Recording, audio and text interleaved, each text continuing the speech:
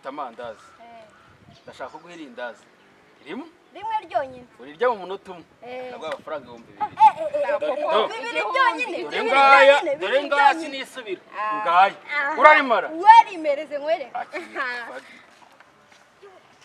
Jesus is Lord. Jesus is Lord. umunota nje nimo ndabara dore ngaya ngiye kuyakorera buretse dore ngaya bagufashe ngaya nimuyamenya bafashe tubarira umunota umwe ngaya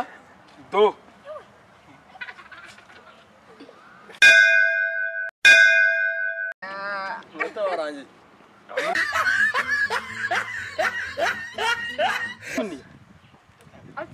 nta wundi wiyaminiye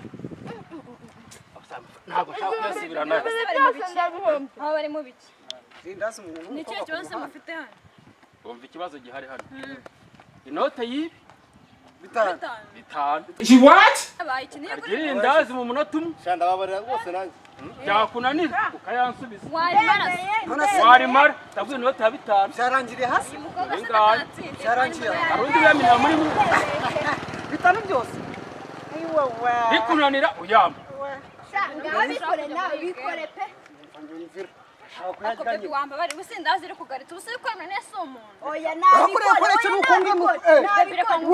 mva nkubwire oya rirya riko aho kugira ngo irindazi iri kwica ibihumbi bibiri aho reba hano yararegeje ubusenge nderera basanga igifu nawe abantu raba umva nkubwire nawe gerageza wimuhatiriza irindazi aho kugira indazi iri kwica bari bugwe bitanu simuri yandi usanzwe nkura si ntayo umva n'ubundi urayamaka nongera hayandi agwanishana muri indi si muri sana n'utarimo urayamba bitanu yanyereka baza muyanyereka nanze munyereka noneho wowe abaye byari bibiri wowe igeragereza reba uko ukangana dore ngaya ari dore ngaya banze yafashe sheri banze yafashe zaniye ko tubazi yifashe sheri oya oya yifashe jewe ngiye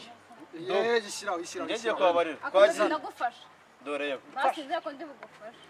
ngaya mufasha se twagiye dutangiye tubari